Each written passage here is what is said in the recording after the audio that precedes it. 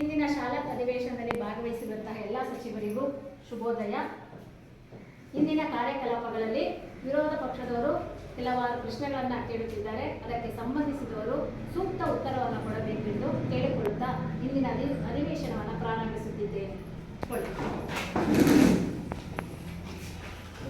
ಮೊದಲಿಗೆ ವಿರೋಧ ಪಕ್ಷದ ನಾಯಕರು ಪ್ರಶ್ನೆಯನ್ನು ಕೇಳುತ್ತಿದ್ದಾರೆ. ಸಂತೇನೂರು ಗ್ರಾಮದಲ್ಲಿ ಶಾಲೆಯು ಇದೆ, ಆದರೆ ಶಾಲೆಯು ದುರಸ್ತಿಗೊಂಡಿದೆ. ಆದ್ದರಿಂದ ಮಕ್ಕಳು ಭಯದಿಂದ ಶಾಲೆಯಲ್ಲಿ ಕಲಿಯುತ್ತಿದ್ದಾರೆ. ಆದ್ದರಿಂದ ನೀವು ಯಾವ ಕ್ರಮವನ್ನು ಕೈಗೊಂಡಿದ್ದೀರಿ ಎಂದು ಶಿಕ್ಷಣ ಮಂತ್ರಿಯು ಉತ್ತರ ಕೊಡಬೇಕು. ಇದಕ್ಕೆ ಸೂಕ್ತ ಉತ್ತರವನ್ನ ಶಿಕ್ಷಣ ಮಂತ್ರಿಯವರಿಂದ ಕೊಡಬೇಕೆಂದು ಕೇಳಿಕೊಳ್ಳುತ್ತೇವೆ. ನಾವು ನಿಮ್ಮ ಊರಿನಲ್ಲಿ ಶಾಲೆಯನ್ನು ಒಡೆದು ಹೊಸ ಕಟ್ಟಡವನ್ನು ಮಾಡಲು ನಿರ್ಧರಿಸಿದ್ದೇವೆ. ಅದಕ್ಕೆ ಬೇಕಾದ ಹಣಕಾಸನ್ನು ಗ್ರಾಮ ಪಂಚಾಯಿತಿಗೆ ಕಳಿಸುವ ವ್ಯವಸ್ಥೆಯನ್ನು ಮಾಡಿದ್ದೇವೆ. ಈಗ ಮತ್ತೊಂದು ಪ್ರಶ್ನೆ ವಿರೋಧ ಪಕ್ಷದವರಿಂದ. ಕೆಲವು ಗ್ರಾಮಗಳಲ್ಲಿ ಶೌಚಾಲಯವಿಲ್ಲ, ಅವರು ಬೈಲಿನಲ್ಲೇ ಶೌಚ ವ್ಯವಸ್ಥೆ ಆಗಿರುವುದರಿಂದ ಇದರಿಂದ ರೋಗಗಳು ಹೆಚ್ಚಾಗುತ್ತಿವೆ. ಸ್ವಚ್ಛತೆ ಇಲ್ಲ, ಇದಕ್ಕೆ ನೀವು ಏನು ಉತ್ತರಿಸುತ್ತೀರಿ ಎಂದು ಆರೋಗ್ಯ ಮಂತ್ರಿ ಉತ್ತರಿಸಬೇಕು. ಇದಕ್ಕೆ ಸಂಬಂಧಿಸಿದ ಆರೋಗ್ಯ ಮಂತ್ರಿಯವರು ಉತ್ತರವನ್ನ ಕೊಡಬೇಕು. ನಾವು ನಿಮ್ಮ ಗ್ರಾಮದಲ್ಲಿ ಶೌಚಾಲಯವಿಲ್ಲವೆಂದು ಕೇಳಿದ್ದೇವೆ. ಸಂಬಂಧಿಸಿದವರು ಪಂಚಾಯಿತಿಗೆ ಒಂದು ಅರ್ಜಿ ಸಲ್ಲಿಸಿದರು. ಅವರಿಗೆ ಧನ ಸಹಾಯ ಬರುತ್ತದೆ. ಅದರಿಂದ ಅವರು ಶೌಚಾಲಯ ಕಟ್ಟಿಸಬಹುದು. ಈಗ ವಿರೋಧ ಪಕ್ಷದಿಂದ ಪ್ರಶ್ನೆ. ಕೆಲವು ಶಾಲೆಯಲ್ಲಿ 8ನೇ ತರಗತಿ ವಿದ್ಯಾರ್ಥಿಗಳಿಗೆ ಸೈಕಲ್ ಅನ್ನು ಕೊಟ್ಟಿಲ್ಲ. ಆದ್ದರಿಂದ ನೀವು ಯಾವ ಕ್ರಮವನ್ನು ಕೈಗೊಂಡಿದ್ದೀರಿ? ಇದಕ್ಕೆ ಹಣಕಾಸು ಮಂತ್ರಿ ಉತ್ತರ ಕೊಡಬೇಕು. ಇದಕ್ಕೆ ಸೂಕ್ತವಾದ ಉತ್ತರವನ್ನು ಹಣಕಾಸು ಮಂತ್ರಿಯವರು ಕೊಡಬೇಕು. ನಾವು ನಿಮ್ಮ ಗ್ರಾಮಗಳ 8ನೇ ತರಗತಿಗೆ ಸೈಕಲ್ ಇಲ್ಲ ಎಂಬ ವಿಷಯ ತಿಳಿದಿದ್ದೇ.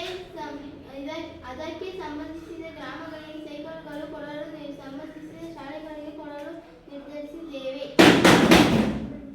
ಈಗ ವಿರೋಧ ಪಕ್ಷದವರಿಂದ ಮತ್ತೊಂದು ಪ್ರಶ್ನೆ. ಕೆಲವು ಗ್ರಾಮಗಳಲ್ಲಿ ಕಸದ ನಿರ್ವಹಣೆ ಆಗಿಲ್ಲ. ಆದ್ದರಿಂದ ಇತ್ತೀಚೆಗೆ ಡೆಂಗ್ಯೂ ಬಂದಿದೆ. ಆದ್ದರಿಂದ ನೀವು ಯಾವ ಕ್ರಮ ಕೈಗೊಂಡಿದ್ದೀರಿ? ಇದಕ್ಕೆ ಗೃಹ ಮಂತ್ರಿ ಯಾವ ಉತ್ತರವನ್ನು ಕೊಡುತ್ತೀರಿ? ಇದಕ್ಕೆ ಗೃಹ ಮಂತ್ರಿಯವರೇ ಉತ್ತರವನ್ನ ಕೊಡಬೇಕು. ನಾವು ನಿಮ್ಮ ಕಸದ ವಿಲೇವಾರಿ ಬಗ್ಗೆ ಕೇಳಿದ್ದೇವೆ. ಅದಕ್ಕೆ ಗ್ರಾಮ ಪಂಚಾಯಿತಿಗೆ ಸೂಕ್ತ ವ್ಯವಸ್ಥೆಗೆ ಪಂಚಾಯಿತಿಗೆ ತಿಳಿಸಿದ್ದೇವೆ. ಕಸದ ವಿಲೇವಾರಿ ಬಗ್ಗೆ ಪಂಚಾಯಿತಿಗೆ ಮತ್ತು ನಗರಸಭೆಗೆ ಈಗಾಗಲೇ ತಿಳಿಸಿದ್ದೇವೆ. ಈಗ ಮತ್ತೊಂದು ಪ್ರಶ್ನೆ ವಿರೋಧ ಪಕ್ಷದವರಿಂದ. ಹಳ್ಳಿಗಳಲ್ಲಿ ಚರಂಡಿ ಸ್ವಚ್ಛತೆಯಾಗಿಲ್ಲ. ಅದರಿಂದ ಮಳೆಗಾಲದಲ್ಲಿ ಚರಂಡಿಯು ತುಂಬಿ ಕುಡಿಯುವ ನೀರಿನ ಪೈಪಿನೊಳಗೆ ಹೋಗುತ್ತಿದೆ. ಅದರಿಂದ ನೀವು ಯಾವ ಕ್ರಮವನ್ನು ಕೈಗೊಂಡಿದ್ದೀರಿ? ಇದಕ್ಕೆ ಗ್ರಾಮೀಣ ಅಭಿವೃದ್ಧಿ ಮಂತ್ರಿ ಯಾವ ಉತ್ತರವನ್ನು ಕೊಡುತ್ತೀರಿ? ಇದಕ್ಕೆ ಸೂಕ್ತ ಉತ್ತರವನ್ನ ಗ್ರಾಮೀಣಾಭಿವೃದ್ಧಿ ಮಂತ್ರಿಯವರೇ ಕೊಡಬೇಕು. ಈ ಸಮಸ್ಯೆಯನ್ನು ನಾವು ಈಗಾಗಲೇ ಗಮನಿಸಿದ್ದೇವೆ. ಈ ಸಮಸ್ಯೆಯು ನಮ್ಮ ಗಮನಕ್ಕೆ ಬಂದಿರುತ್ತದೆ. ಚರಂಡಿಗಳನ್ನು ಸ್ವಚ್ಛವಾಗಿ ತೆಗೆದು ಮಳೆಗಾಲದ ನೀರು ಹರಿಯಲು ಬಿಡುವುದು. ಈಗ ಮತ್ತೊಂದು ಪ್ರಶ್ನೆ ವಿರೋಧ ಪಕ್ಷದವರಿಂದ. ಹಳ್ಳಿಗಳಲ್ಲಿ ವಿದ್ಯುತ್ತನ್ನು ಸರಿಯಾಗಿ ಕೊಡುತ್ತಿಲ್ಲ. ಆದ್ದರಿಂದ ರೈತರಿಗೆ ನಷ್ಟವಾಗುತ್ತಿದೆ ಮತ್ತು ಬೆಳೆಗಳೆಲ್ಲ ಹಾಳಾಗುತ್ತಿದೆ. ಆದ್ದರಿಂದ ನೀವು ಯಾವ ಕ್ರಮವನ್ನು ಕೈಗೊಂಡಿದ್ದೀರಿ? ಇದಕ್ಕೆ ಕೃಷಿ ಮಂತ್ರಿ ಯಾವ ಉತ್ತರವನ್ನು ಕೊಡುತ್ತೀರಿ? ಇದಕ್ಕೆ ಕೃಷಿ ಮಂತ್ರಿಯವರೇ ಸೂಕ್ತವಾದ ಉತ್ತರವನ್ನ ನೀಡಬೇಕು. ನಾವು ನಿಮ್ಮ ಊರಿನ ವಿದ್ಯುತ್ ತೊಂದರೆ ಬಗ್ಗೆ ಕೇಳಿದ್ದೇವೆ. ವಿದ್ಯುತ್ ಅನ್ನು ಬೇರೆ ಬೇರೆ ರಾಜ್ಯಗಳಿಂದ ಪಡೆಯುತ್ತಿದ್ದೇವೆ. ರೈತರಿಗೆ ಬೇಕಾದಷ್ಟು ವಿದ್ಯುತ್ ತಂದ ಕೆಲವೇ ದಿನಗಳಲ್ಲಿ ಕೊಡುವ ವ್ಯವಸ್ಥೆಯನ್ನು ಮಾಡಿದ್ದೇವೆ. ಈಗ ಮತ್ತೊಂದು ಪ್ರಶ್ನೆ ವಿರೋಧ ಪಕ್ಷದವರಿಂದ. ಕುಣಿಗಲ್ ತಾಲೂಕಲ್ಲಿ ರಸ್ತೆ ಸರಿಯಾಗಿಲ್ಲ. ಅದರಿಂದ ಅಪಘಾತಗಳು ಹೆಚ್ಚಾಗುತ್ತಿವೆ. ಅದರಿಂದ ನೀವು ಯಾವ ಕ್ರಮವನ್ನು ಕೈಗೊಂಡಿದ್ದೀರಿ? ಇದಕ್ಕೆ ಮುಖ್ಯಮಂತ್ರಿ ಯಾವ ಉತ್ತರವನ್ನು ಕೊಡುತ್ತೀರಿ?